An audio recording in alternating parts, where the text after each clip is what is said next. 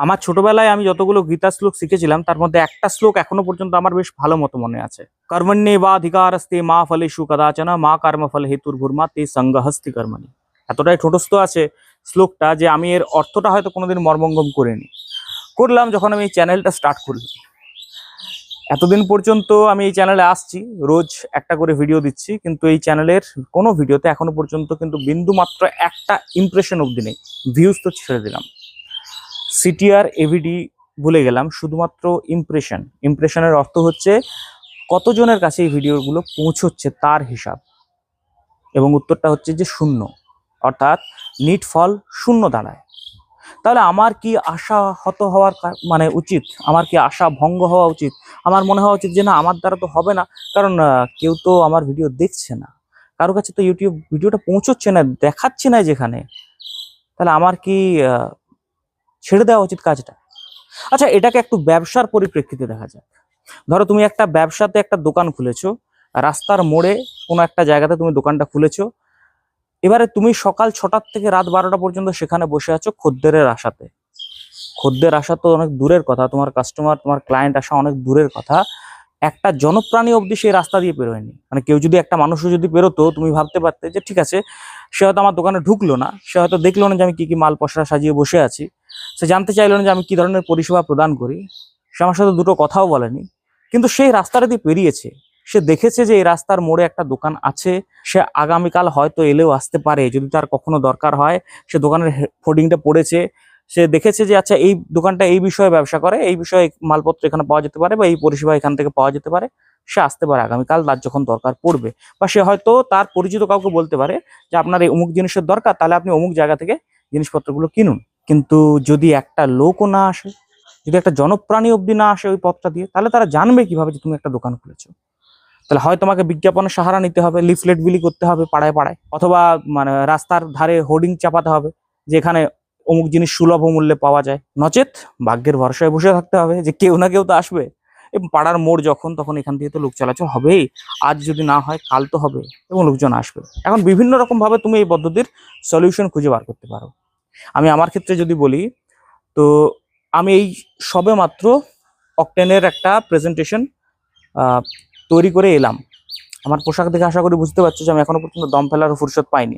আজ অলরেডি সন্ধে হয়ে গেছে, তড়িঘড়ি এসে নেই আমাকে এখানে ভিডিও শ্যুট করতে হচ্ছে, কিন্তু আমি তারপরেও এসেছি। এটা জেনেও এসেছি যে আমার এখানে শূন্য ইমপ্রেশন আছে, শূন্য ভিউজ আছে। আমি জানি যে যদি কেউ একজন দেখে, সে রীতিমতো উপকৃত হবে, কারণ আমি এখানে যেগুলো শেয়ার করছি সেগুলো তো আমার মূলত থটস, আমার উইজডম, আমি যা কিছু এখনো পর্যন্ত শিখছি এই উদ্যোগপতি সফরে, আমার ছোট্ট স্টার্ট আপটা থেকে আমি যা কিছু শিখছি জানছি সেগুলোর উপরে। তাহলে সেগুলো তো আরো মানুষের কাজে লাগবে। আমার মতো আরো তো কেউ কেউ আছে যারা নতুন করে স্বপ্ন জাল বুনছে, যারা ভাবছে যে না আমরাও ব্যবসা করব, আমরাও যেমন আগেকার দিনের বাঙালিরা ছিলেন, আমরাও সেরকমই হব।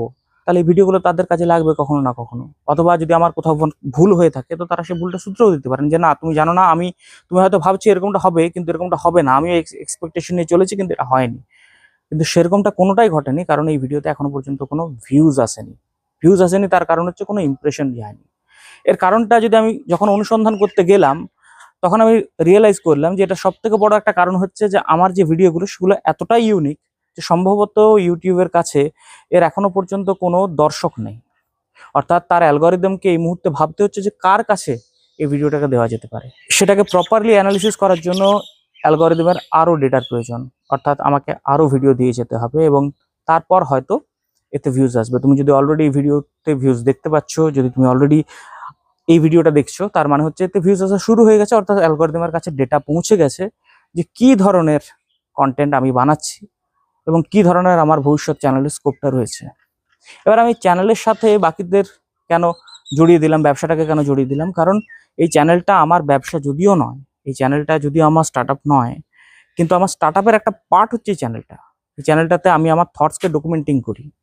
ভবিষ্যতে যদি কখনো আমার মনে হয় যে আমার দ্বারা হবে না বা কিছু, তখন যেন আমি পিছন ফিরে দেখতে পারি যে আমি কেমন ছিলাম যখন আমি শুরু করেছিলাম, যখন আমি শূন্য থেকে শুরু করেছিলাম, তখন আমি কেমন ছিলাম। বা ভবিষ্যতে যদি আমারই পরবর্তী প্রজন্মদের কেউ যদি কখনো এই ভিডিওগুলো দেখে, বা আমার মতো কেউ যে একজন উদ্যোগপতি হতে চায়, যে একজন স্টার্ট আপ থেকে একটা এন্টারপ্রাইজ রূপান্তরিত করতে চায়, সে যদি কখনো দেখে, সে যেন বোঝে যে আচ্ছা আমাকেও এই পথে চলতে হবে। তাহলে এই ভিডিওগুলোর পারপাস শুধুমাত্র একটা সিঙ্গেল পারপাসের জন্য নয়, পরবর্তীকালে এই চ্যানেলটা হয়তো একটা অ্যাসেট হয়ে উঠতে পারে। পরবর্তীকালে হয়তো এই চ্যানেলটা যখন বড় হয়ে উঠবে তখন এই চ্যানেলে বিভিন্ন ধরনের অ্যাডভার্টাইজমেন্ট আসবে, তার থেকে হয়তো একটা ইনকাম সোর্স জেনারেট হতে পারে, কিন্তু সেটা গৌণ উদ্দেশ্য। মুখ্য যা উদ্দেশ্য সেটা হচ্ছে ডকুমেন্টিং করা, নিজের সফরকে জার্নালিং করা, এবং সেটা এই পারপাসটা সার্ভ করে দিচ্ছে এই চ্যানেলটা, এবং সেটা সব থেকে বড় আউটকাম আমার মনে হয়।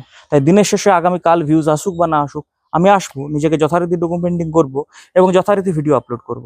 এর অর্থ হচ্ছে যে তুমিও যদি একটা দোকান খুলে থাকো সেরকম রাস্তার মোড়ে, এবং সেখানে যদি কেউ না আসে, তারপরেও তুমি আগামীকাল সকালে উঠবে, দোকানটা খুলবে এবং অপেক্ষা করবে কাস্টমারের আসার। কেউ না কেউ সেই রাস্তার মোড় দিয়ে অতি অবশ্যই পেরোবে, আর যখন সে পেরোবে তুমি চাইলে তাকে ডাকতে পারো। সে যখন তোমার দোকানে ঢুকবে তখন তাকে আপ্যায়ন করতে পারো। তার জন্য মনে হয় যে এটা একটা বেশ ভালো জায়গা।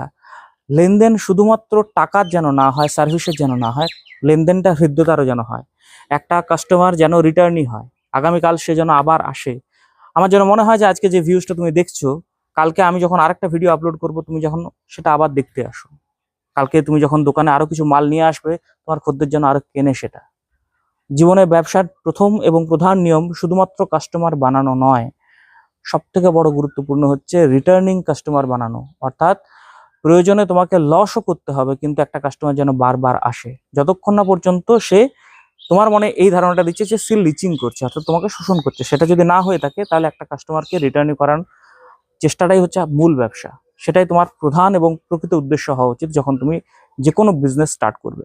একটা স্টার্ট আপও যদি তুমি আজকের দিনে ক্রিয়েট করো, তাহলে ধরো তুমি একটা পরিষেবা বেসিস স্টার্ট আপ ক্রিয়েট করছো, তুমি ঠিক করেছো যে তুমি একটা অর্গানাইজেশন ক্রিয়েট করবে যার কাজ হচ্ছে চা ডেলিভারি করা। চায়ের দোকানগুলো থেকে যা চায়ের অর্ডার আসে বিভিন্ন অফিস টফিসে, তাদেরকে ডেলিভারি দেবে তোমার সংস্থা। তার জন্য চায়ের দাম হয়তো 5 টাকার জায়গায় 6 টাকা নেওয়া হবে। 1 টাকা যে ডেলিভারি দেবে তার, সেই 1 টাকার থেকে তুমি হয়তো 40% নেবে, মানে 40 পয়সা 60 পয়সা যে ডেলিভারি দিচ্ছে তার। এরকম তুমি একটা ব্যবসা তৈরি করলে, স্টার্ট আপ তৈরি করতে পারলে, আইডিয়াস অটোমেটিক্যালি জেনারেট হয়। তো এই যে তুমি একটা স্টার্ট আপ জেনারেট করছো, এই স্টার্ট আপটার সবসময় মুখ্য উদ্দেশ্যই হবে যে তোমার কাছ থেকে, তোমার ডেলিভারির কাছ থেকে চাটা নিচ্ছে, সে যেন নেক্সট টাইম আবার নেয়, সে যেন পরবর্তীকালে তোমাকে আবার অর্ডারটা দেয়। অনেক ক্ষেত্রে তুমি দেখবে আজকের দিনে উবের বা ওলার মতো সংস্থাগুলো ব্যবসা কিভাবে করছে। উবেরের ক্ষেত্রে তুমি ব্যবসাটাই ভাবো, তুমি ব্যবসা ভাবো কেএসসির ক্ষেত্রে, তুমি ব্যবসা ভাবো যে সমস্ত স্টার্ট আপগুলো আজকের দিনে বড় হলো, ফ্লিপকার্ট তো বাড়ি বাড়ি গিয়ে অর্ডার নিত, তারপর সে অর্ডারগুলো ডেলিভারি দিত। আজকে সেটা আই থিঙ্ক আমেরিকার একটা সংস্থা আছে ওয়ালমার্ট, তারা সম্ভবত ওটা কিনে নিয়েছে। কিন্তু যখন সেটা ভারতীয় ছিল তখন সেটা এইভাবে নিজের যাত্রা শুরু করেছিল। পৃথিবীর সব স্টার্ট আপ শূন্য থেকে শুরু করে এবং এক না একদিন সেটা খুব বড় জায়গায় পৌঁছায়। তুমি যদি আজকের দিনে এই ভেবে হালটা ছেড়ে দাও যে তোমার কাছে কোনো কাস্টমার আসছে না, ওই রাস্তা দিয়ে কোনো কাস্টমার পেরোচ্ছে না, হয়তো হতে পারে, এমন তো সম্ভাবনা আছে যে আগামীকাল যেদিন তুমি দোকানটা বন্ধ রাখলে সেই দিন ওই পথ দিয়ে একটা লোক বেরোলো, সে এসে দেখলো যে তোমার একটা দোকান এখানে খোলা হয়েছে, কিন্তু যেহেতু তুমি দোকানটা খোলোনি, তাহলে সে বন্ধ দরজা দেখে ভাবলো যে আচ্ছা এই দোকানটা বন্ধ থাকে, এই দোকানটাতে কেউ মানে কাজ করে না কেউ। তুমি জানতে পারলে না সেই লোকটার কথা, তোমার একটা বিজনেসটা স্টার্ট হতে গিয়েও বন্ধ হয়ে গেল, তার কারণ তুমি ছেড়ে দিলে। যে মুহূর্তে তোমার পাওয়ার কথা তুমি সেই মুহূর্তে ছেড়ে দিলে। তাহলে প্রশ্নটা আসে যে কতক্ষণ পর্যন্ত আমি এটা সহ্য করব, কতক্ষণ পর্যন্ত? আমি তো দিনের শেষে প্রত্যেক দিন যদি সকাল 6টা থেকে রাত 12টা পর্যন্ত একটা দোকানে বসে থাকি শুধুমাত্র একটা চাতক পাখির মতো একটা কাস্টমারের উদ্দেশ্যে, এবং সে যদি না আসে আমার কাছে, আমার তো প্রত্যেকটা দিন লস, প্রত্যেকটা দিন অসহ্য কাটবে। আমার ব্যবসায় প্রত্যেকদিন লস আমাকে সহ্য করতে হবে। শুধুমাত্র যে আজকে ডেলি ট্রানজাকশনের লস হচ্ছে তা নয়, আমি যে মাল অলরেডি জমা করেছি তার লস, আমি যে দোকানটা মেনটেন করছি তার একটা লস আছে, আমাকে ইলেকট্রিসিটি চার্জ দিতে হবে, ফার্নিচারের আমার একটা আলাদা দাম আছে, তাহলে সেগুলোতে আমাকে লসগুলো বিয়ার করতে হচ্ছে, ফাইন্যান্সিয়াল লস বিয়ার করতে হচ্ছে, মরাল লস বিয়ার করতে হচ্ছে। তাহলে এতগুলো লস আমি বিয়ার করে আমি রোজ কেন দোকানটা খুলতে যাব? উত্তরটা হচ্ছে, বা আরো ভালোভাবে বলা যেতে পারে যে কতদিন পর্যন্ত এই দোকানটা খুলবো, উত্তরটা হচ্ছে ততদিন পর্যন্ত যতদিনে তোমার মনের মধ্যে এই বিশ্বাসটা আসবে যে এই শপটা, এই দোকানটা চলবে না। সেটা প্রথম দিনে নয়, সেটা চেষ্টা করার পরে, আপ্রাণ চেষ্টা করলে, তুমি কোনো একটা জিনিসে নিজের সমস্ত কিছুটা ঢেলে দিলে, তারপরেও যদি সেটা না হয়, তাহলে হ্যাঁ, ওয়েস্ট অফ এফর্ট, কিন্তু তুমি অনেক কিছু শিখবে, ইন রিটার্ন তুমি অনেক কিছু শিখবে। কারণ তুমি সেটাকে চালনা করার জন্য অলরেডি মাথা ঘামাচ্ছ, বিভিন্নভাবে মাথা ঘামাচ্ছ। সো শিক্ষা দ্বারা তোমার কখনো ব্যর্থ যাবে না। তুমি কখনো এটা মাথার মধ্যে এনো না যে তুমি আজকে তোমার যে লসটা তোমার সাফার হলো তাতে তুমি ব্যর্থ হয়ে গেলে। তুমি তার থেকে কি শিখলে দিনের শেষে একটা ডকুমেন্টিং করো আমার মতো। সেটা ভিডিও ডকুমেন্টিং করতে পারো, সেটা তুমি কাগজে কলমে লিখতে পারো। দেন সেটা তুমি যদি ভিডিও ডকুমেন্টিং করছো, তুমি আমার মতো একটা ইউটিউব চ্যানেল খুলে সেখানে ডকুমেন্টিং দিতে পারো যে তুমি স্টার্টআপ থেকে কি শিখছো। অথবা তুমি নিজের কাছেও রাখতে পারো এবং পড়ে পড়ে দেখতে পারো যে তুমি এক্স্যাক্টলি কি শিখলে। প্রত্যেকটা দিন কিছু না কিছু তো তুমি শিখছো। এই যেমন আজকে আজকে তো আমি কিছু না কিছু শিখেছি। আমি তো দেখতে পাচ্ছি যে আচ্ছা ঠিক আছে, আমার চ্যানেলে ভিউজ আসছে না, এটা তো আমি শিখলাম একটা জিনিস যে আমি এত সহজে হার মানতে পারি না। কারণ আমি অন্যদের কাছে শুনেছি যে তাদের ভিডিও দেওয়ার সঙ্গে সঙ্গে 2-5টা ভিউজ তো চলে আসে, তাই আমার ক্ষেত্রে কেন আসছে না? তাহলে আমি অন্বেষণ করে মোটামুটি একটা আইডিয়া লাগালাম যে আমি যে ধরনের কন্টেন্ট বানাচ্ছি, যে ধরনের ডকুমেন্টিং করছি, তাতে তো কেউ মানে এই ধরনের কেউ হয়তো করে না, সেই জন্য হয়তো আসেনি। এবার আমাকে অলরেডি আরো ডেটা ইউটিউবকে দিতে হবে। দেখতে দেখতে যদি এমন একটা সময় আসে যখন আমার মনে হবে যে এই ধরনের ডকুমেন্টিং গুলো এই চ্যানেলটাকে গ্রো করতে পারবে না, দেন আমি মেবি হয়তো অন্য কোনো চ্যানেলে মুভ করার কথা ভাববো। কিন্তু সেটা অনেক পরের ব্যাপার। এবার তুমি বলতেই পারো যে তুমি কেন মুভ করার কথা ভাববে, তুমি তো বলেছো তুমি ডকুমেন্টিং করতে চাও, তুমি তো ইউটিউবার হতে চাও না। ব্যাপারটা হচ্ছে যে তোমার এফর্ট যদি তোমাকে টাকা দিতে পারে তাহলে তুমি কেন করবে না? দিনের শেষে যদি চ্যানেলটা একটা ইনকাম সোর্স তৈরি হতে পারে তাহলে আমি সেটাকে কেন করবো না? তোমার কাছেও ফোন আছে, তুমি যদি একটা আজকের দিনে একটা ইনকাম সোর্স তৈরি করতে পারো ফোনটা থেকে, তাহলে তুমি করবে নাকি সেটা? তুমি সেটাকে ফেলে রেখে দেবে? তোমার কাছে যদি একটা ধরো একটা জমি পড়ে আছে, খালি জমি পড়ে আছে, তুমি দেখতে পাচ্ছ যে তুমি সেখানে কিছু বানাতে পারবে, যার ফলে জমিটা কোনো একটা কাজে লেগে যেতে পারে। তুমি সেখানে ফসলও ফলাতে পারবে, চাষ করতে পারবে, ফসল ফলাতে পারো, সেই চাষের ধান তুমি বিক্রি করতে পারো, তুমি নিজের কাজেও লাগাতে পারো, সে ধানের থেকে ভাত বানিয়ে খেতে পারো, অথবা সেই ধানটাকে বিক্রিও করতে পারো চাল বানিয়ে। তো পুরোপুরি ডিপেন্ড করছে তোমার উপর, কিন্তু তুমি জমিটাকে কাজে লাগাতে পারো। তো আমার কাছে যখন একটা চ্যানেল পড়ে আছে এবং সেই চ্যানেলটাকে আমি কাজে লাগাবো না কেন, যদি এটাকে ফিউচারে আমি একটা ইনকাম সোর্স বানাতে পারি? লজিক্যালি ভাবো, আমি তো একজন বিজনেসম্যান, আমি তো সবসময় বিজনেসের কথাই ভাববো। আমার কাছে তো যা কিছু রয়েছে, যতক্ষণ আমি সেটাকে এফোর্ট দিয়ে বানাতে পারবো এই মুহূর্তে, আমি সেটাকে কাজে লাগিয়ে দেবো।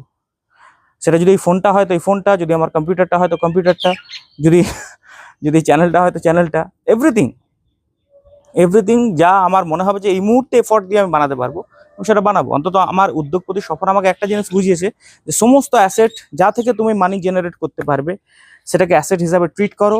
জীবন তোমাকে অ্যাসেট হিসাবে ট্রিট করবে। অর্থাৎ তুমি যদি জীবনকে জীবনের মতো ট্রিট করো তাহলে জীবনে তোমাকে জীবনের মতোই ট্রিট করবে। কর্মণ্যেবাধিকারস্তে মা ফলেষু কদাচন। এই শ্লোকটার প্রথমেই বলা হচ্ছে যে কর্ম করতে হবে, তাই অকর্মা হও, নিষ্কর্মা হও না, কর্ম করো, যেমনই হোক কর্ম করো। অকর্মা হতে হতেই দেখবে করিতকর্মা হয়ে গেছো। দেখা হবে পরের ভিডিওতে।